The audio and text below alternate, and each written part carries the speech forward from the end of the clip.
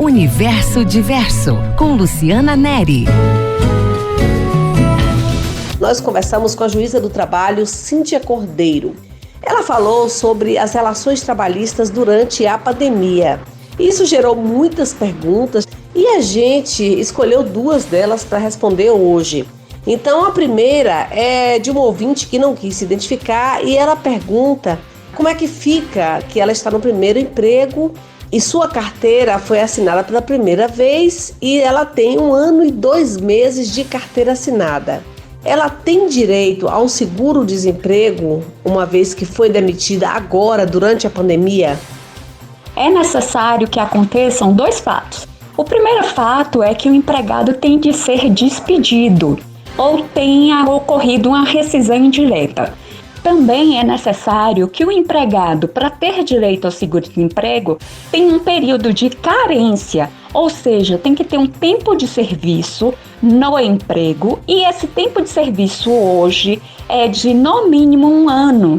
Mas lembrando que esse direito ao seguro-desemprego só acontece no caso de despedida.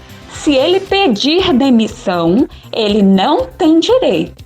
O outro ouvinte, que também não quis se identificar, ele diz o seguinte, ele parabeniza a gente aí pelo tema do Universo Diverso e fala o seguinte: se possível, gostaria que fossem abordados os direitos e deveres dos profissionais que estão sendo contaminados no exercício do trabalho, a exemplo dos profissionais de saúde que estão sendo abandonados à própria sorte.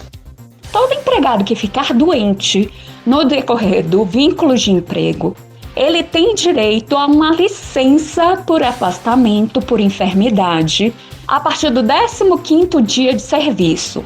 Os primeiros 15 dias de auxílio-doença ou de atestado médico, quem paga é a empresa.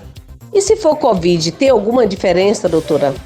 A contaminação por Covid, exatamente no ambiente de trabalho, a consequência é desse empregador ser responsabilizado por essa contaminação e ser obrigado a pagar uma indenização por danos morais e materiais ao seu empregado. No caso de empregados em comum, empregados em todo tipo de estabelecimento, salvo os estabelecimentos de saúde, este empregado tem que provar que essa contaminação se deu ou teve relação direta com as suas atividades laborais, através de uma perícia médica que essa contaminação aconteceu em decorrência da sua atividade laboral. Situação diferente é para aquele empregado que faz parte dos estabelecimentos de saúde, como médicos, enfermeiros, técnicos de enfermagem e etc. Neste caso, se presume que a contaminação aconteceu por responsabilidade do empregador.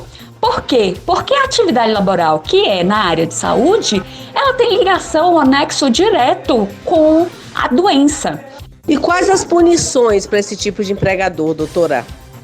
Bem, o empregador ele vai ter que arcar com os medicamentos que o empregado, por acaso, precise, enfermidades com a conta do hospital, se for necessário, se esse hospital for um estabelecimento diferente daquele em que ele trabalha.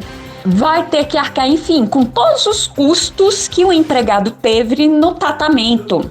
Ainda esse empregador, ele vai ter que arcar com a responsabilidade por danos morais. Mesmo sendo um estabelecimento de saúde, esta responsabilidade não some. Como é que fica o valor dessa indenização? Quanto é? Vai depender da responsabilidade que o magistrado apurar, se a culpa do empregador foi uma culpa leve, grave ou gravíssima. Embora seja uma indenização por dano moral, ela é convertida em dinheiro para ter uma reparação. E também esse valor, ele varia de acordo com o porte do estabelecimento. Quanto maior for a empresa, essa indenização aumenta. Obrigada, doutora Cíntia.